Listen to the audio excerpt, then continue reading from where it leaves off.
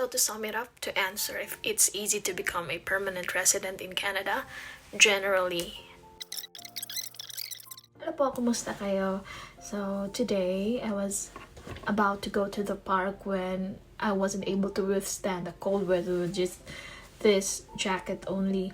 So nag-decide po ako to vlog inside my room for now and maybe go to Tim Hortons later for the conference kasi medyo mahina po yung signal ngayon. Baka may maintenance po sa internet service provider dito sa bahay.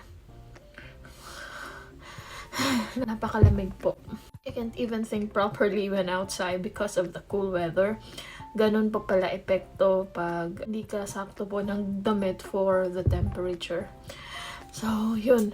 Naisip ko, mamaya baka mag-winter coat na lang ako or mag-puffer kasi hindi talaga kaya eh. Kahit yung naka-ganito ako and then my thermal inner part. Oh my gosh. Kahit wala pang negative yung temperature, inuubo-ubo na po ako. So, naisip ko, yun.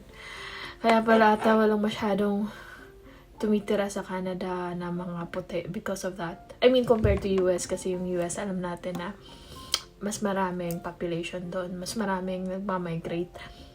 And kahit mahirap, mas marami ang tao doon.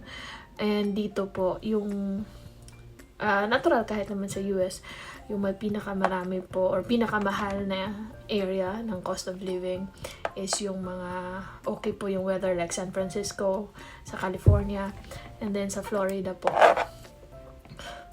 And dito po is British Columbia and Ontario kasi yun po yung may mga hindi ganun ka-lamig. In connection to the vlog that I would be doing today or I would be creating, yun, I would answer a question posed by one of the silent viewers, one of my subscribers who asked me is it easy to become a PR in Canada. I've researched a lot about this before deciding that me and my husband or my family should settle down here if given the blessing by the Lord, or if may pagkakataon po na para sa amin yung country na to, dito na kami sana magsisettle.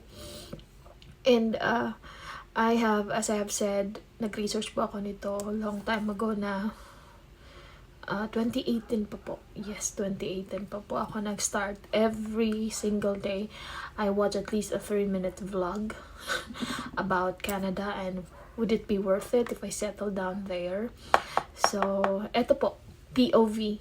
I already decided to have POV or point of view vlogs, and this would be my first.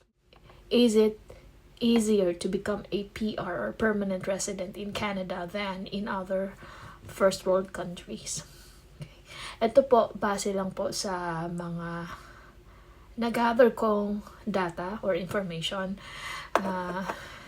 and also mga point of view na rin ng iba't ibang immigrants here.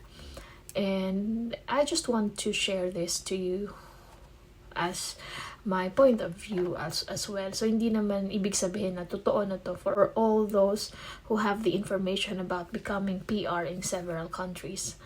So, let's start. These days po, I am really researching on the different pathways in provinces because if I'm not mistaken, there are, let me check again because there are updates. So approximately, there are more than 100 PR pathways in Canada, in the different provinces. So, ganun po karami, meaning ganun po ka-welcoming ang Canada to new residents. And to pose the question, is it easy to become a permanent resident in Canada? Well, it depends pa rin po. There are a few key points that I'd like to discuss with you to answer this in a more honest picture, in a more holistic point of view, in an economic point of view, para po hindi ganun kaumasa yung mga kababayan natin when it comes to PR processing so that they won't think that it's easy. Before po, around 2010 until 2015. Let me check. It was said to be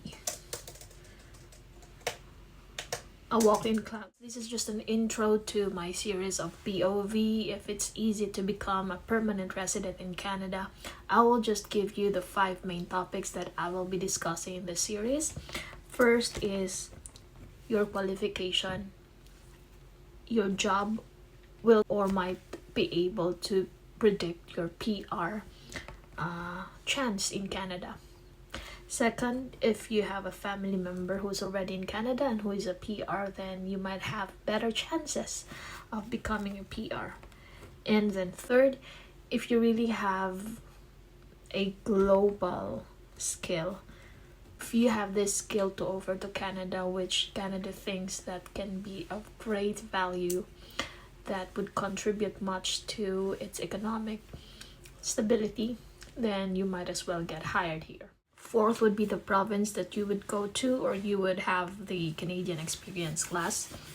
And lastly is the PR pathway that you would be taking. So it depends on the documents that you gather and the PR pathway that you are taking, because there are some provinces which have loose PR application programs, and there are those which are kind of tedious with some of the details that you need to comply or some eligibility requirements. Ang daming lista. And there are some which averages less than a year only for you and your family to be approved of becoming invited. After becoming invited to apply as PR of the province that you're in. So again, those are the 5 key points: your profession or your job, and then your family member who can be the sponsors or who can be a sponsor of your permanent residency, and then your global skill or the skill that you could offer to Canada, the talent that you could bring to Canada that Canada thinks is an edge, will be your edge and would be of great help to their economy as a whole. And last 2 would depend on the province where you're from and the PR pathway that you're applying to, or the province that you would go and settle, or the PR pathway in that province, or the PR pathway that you are applying to. Sum it up to answer if it's easy to become a permanent resident in Canada. Generally, yes. Compared to other countries, majority says it's a yes. Majority of the immigration lawyers, consultants, they say it's a yes. Compared to other first world countries, it's a lot easier to come here. But of course, it still depends on the factors that I have mentioned. I hope you got some insights from this vlog, and I hope that you always take the easiest pathway and the most efficient in your situation or in your position as a temporary resident in Canada. Have a great day ahead. Bye.